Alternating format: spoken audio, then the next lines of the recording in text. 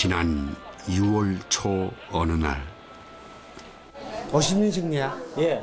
벤지 나시는 맞죠? 예. 반갑습니다. 같은 배십니까? 아니 다른 아니 저는 메르디스 빅토리하고 캐니언 빅토리. 예?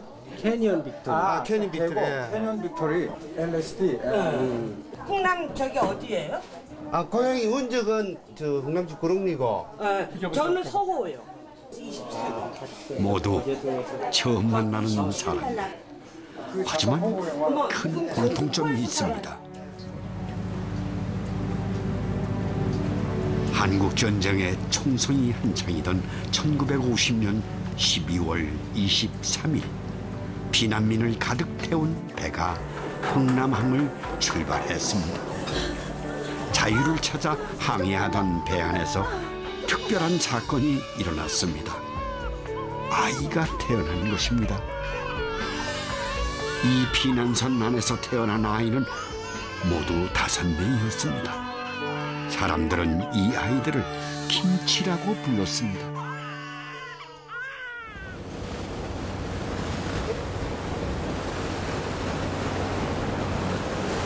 거제도에 살고 있는 이경필 씨는 한국 전쟁 당시 흥남에서 내려오는 피난선에서 태어났습니다. 제 고향이 이 바다거든요.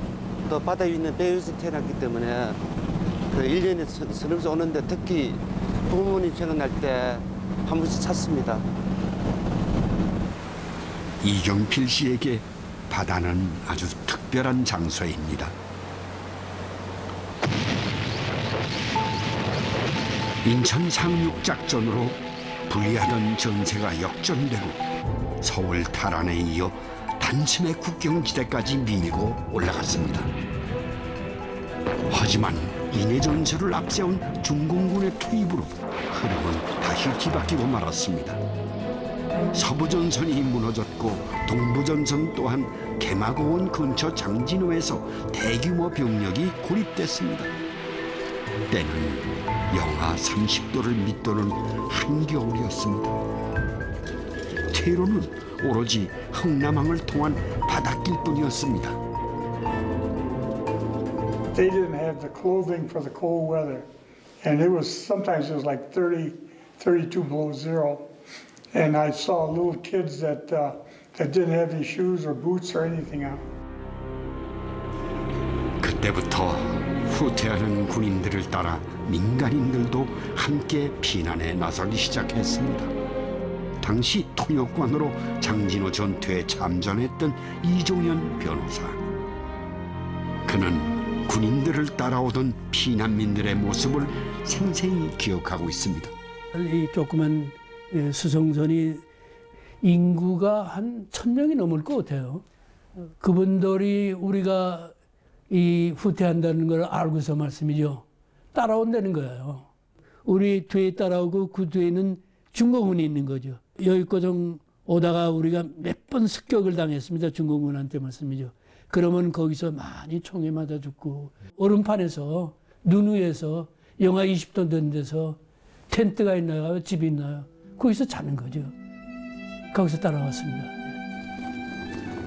군인들이 걸으면 밤낮 없이 따라 걷고 군인들이 쉴 때면 쪽잠을 자면서 이어지는 피난민의 행렬은 끝이 보이지 않았습니다.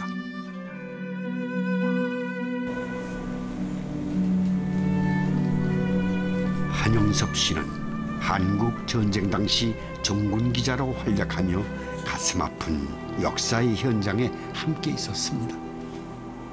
노인들이 부대를 찾아왔어요. 찾아와가지고서 우린 다 늙었어. 이제 뭐 얼마 살 날도 얼마 안 남았지만 우리 애들만이라 좀 태워달라고. 자식들은 어떻게든 피난길에 합류시키고 노인들은 고향에 남았습니다. 차마 고향을 버리고 모두 떠날 수는 없었던 것입니다. 언제 끝날지 어디까지 가야 할지 누구도 알 수 없는 피난길에서 가장 고통스러운 것은 어린아이들이었습니다. 성진에서 화물차 기차 타고 나오는데 눈은 많이 오고 어떤 애기 엄마가 애기를 아마 데리고 나왔는데 애기가 그 통에 죽었나 봐요. 그거 모두 어른들이 버리라고 안고 가지 말고 버리라고 그래서 버리고 애기 엄마 막 우는 거 그런 광경도 봤다는 거죠. 개천에도 지나는데 또 어떤 여자가 보통이를 끌어안은 채로 엎드려서 죽어 있는 걸도 봤습니다. 엄마가 죽었는데 살아있는 아기가 엄마 젖가슴에 매달려서 울고 있다는 걸. 전쟁은 잔인하게 아이들을 덮쳤습니다. 소나무 밑에 이불 보따리가 있길래 가서 헤쳐봤더니 그 안에 어린애가 있었습니다. 그러니까 이불에다가 싸서 어린애를 그 소나무 밑에다 버리고 간 거죠. 적나라하자면. 천륜도 저바라질 만큼 전쟁은 참혹하고 끔찍했습니다. 12월 10일부터 흥남부두로 집결한 군인들의 뒤를 따라 피난민들도 속속 흥남부두에 도착했습니다. 대기하던 군인들은 때가 되면 군함에 올랐지만 피난민을 태울 배는 어디에도 없었습니다. 그저 희망을 버리지 않고 기다리는 수밖에 없었던 겁니다. 군함을 많이 떠 있어도 우리 피난민을 싣고 간 배는 없었어요. 한쪽에서 백고동이 울리면 그쪽으로 몰려가고 또 이쪽에서 울리면 글로 몰려가고. 배를 기다리는 피난민들이 장사진을 이루는 와중에도 더 많은 피난민들이 몰려들었습니다. 메로디스 빅토리호가 흥남으로 기술을 지은 것이 바로 이때였습니다. 부산을 출발한 메로디스호는 원래 흥남에서 군수물자를 싣고 내려오는 임무를 맡고 있었습니다. 흥남항에 도착하기 전까지를 말입니다.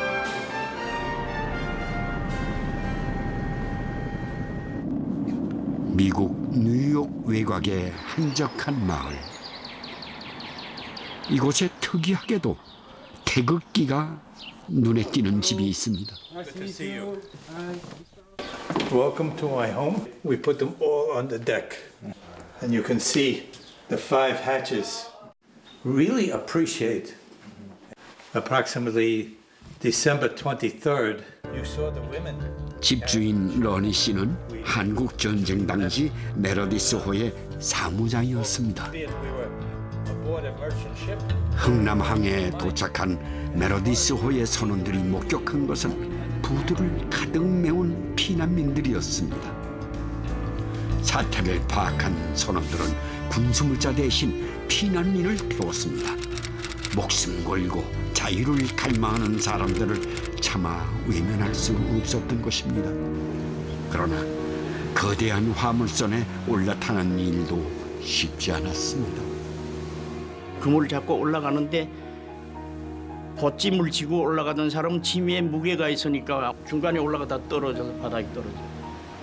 뭐 어른애 업고 올라가던 여자들이 떨어지고 제가 목격한 것만 해도 3사람이 떨어진 걸 봤습니다.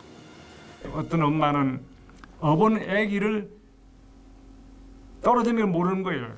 줄사다리 타고 올라가는데 이 포대기가 막 느슨해가지고 그 속으로 아기가 쑥 빠져서 바다에 떨어진지도 모르고 아이고 우리 아기 하는 게 벌써 이미 다 떨어졌지.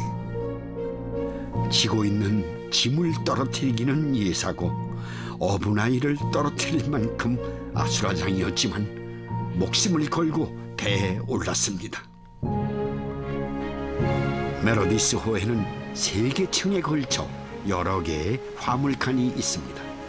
이곳에 14,000명의 피난민을 태웠고 이것은 기네스 기록에 오를 만큼 대단한 일이었습니다.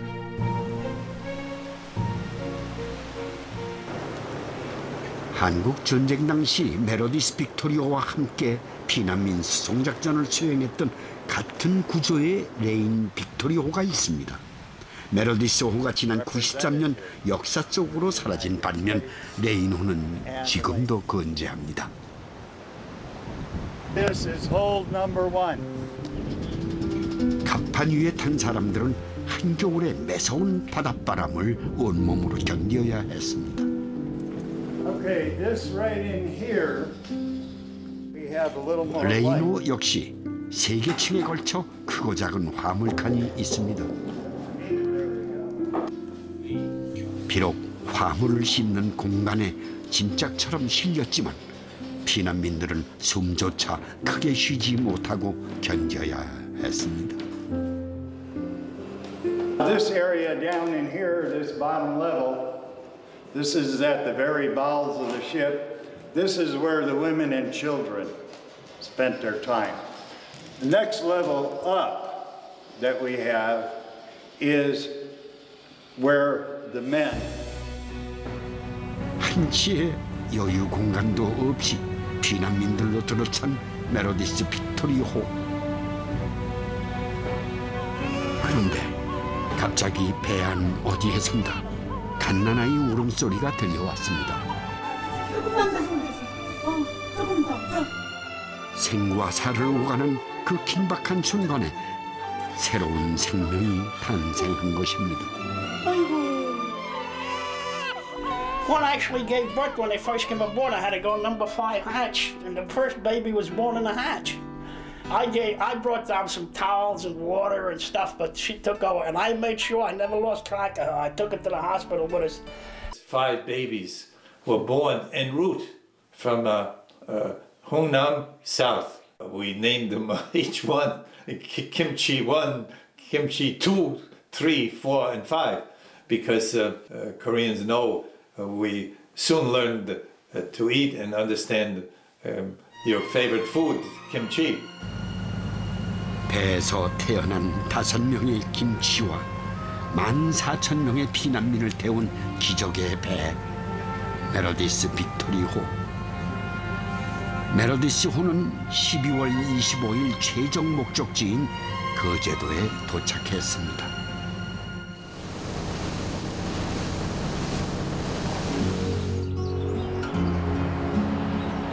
거제도 장승포항 인근에 그리 크지 않은 동물병원이 있습니다. 이 병원을 운영하는 이경필 씨는 메로디스호에서 태어난 5명의 김치 가운데 한 사람입니다. 이경필 씨의 어머니는 배에서 내리기 직전에 출산을 했습니다. 인위장을 했다. 둘러싸가지고 그 산바가 받고 가위 같은 거 생각 못했겠죠. 그래서 이제 자꾸 물어보면 말을 안 해요. 웬능하면 좀 수치스럽고 그렇다 아닙니까? 그래서 이웃 사람들이 그러더라고요. 제일 좋은 무기 뭐냐? 니도 수의사지만 대체 손 잡고 끊기는 것도 아니고 제일 좋은 뭐냐? 이빨이다. 괜찮아? 자칫 산모도 태아도 위험할 수 있었던 상황에서 사력을 다해 자신을 출산한 어머니를 생각하면 지금도 마음이 저려옵니다. 하여튼 고생했다. 딱 한마디 고생했다. 그 다음에 네가 태어난 기적이다.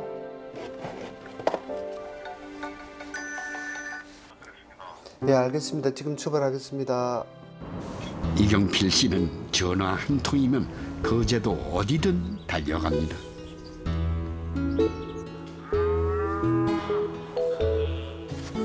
어느 집에 소가 몇 마리 있고 어느 집 소가 언제 새끼를 낳았는지 쭉 꿰고 있습니다. 미안해. 이것도 보자. 그러니 주민들과의 관계가 각별할 수밖에 없습니다. 혼자서 우리 거제시 전체 소가 3,400마리를 다 관리를 하고 있다시피 합니다. 그러니까 자기가 뭐 예방 접종이라든지 아니면 병이 뭐 있다든지 하면 불철주야로 뛰어다니는 분이 바로 이 원장님이시거든요.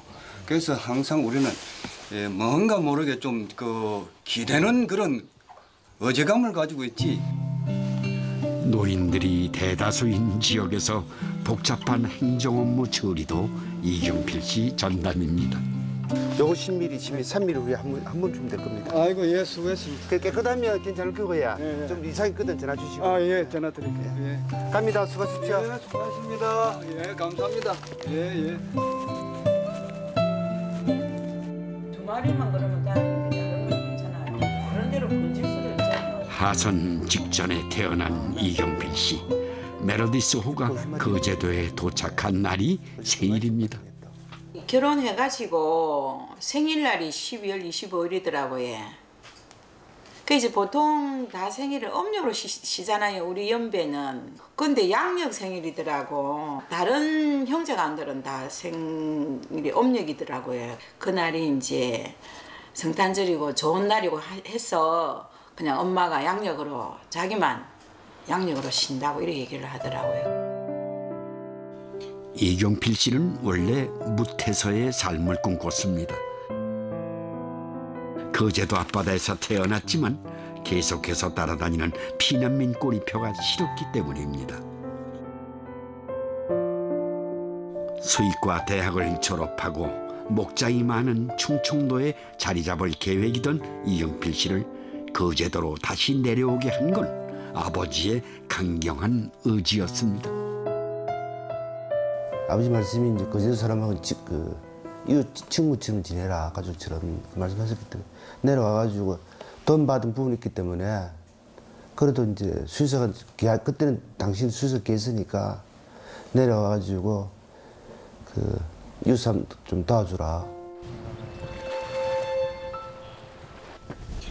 이경필 씨 가족이 처음 정착해서 살던 곳입니다.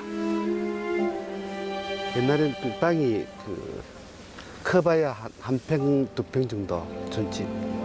뭐 그것을 형님, 내 엄마, 아버지. 그때 그곳이 맞나 싶을 정도로 많이 변해버렸습니다.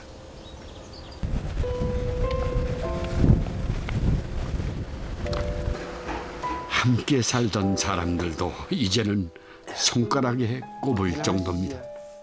점포로 차려가지고 평화상이라고 해가지고 아주 옷을 거기서 판매하고 옆에는 피라민 수용소. 이경필 씨 아버지와 어머니의 거제도 생활을 기억하는 어르신이 계셔서 다행입니다.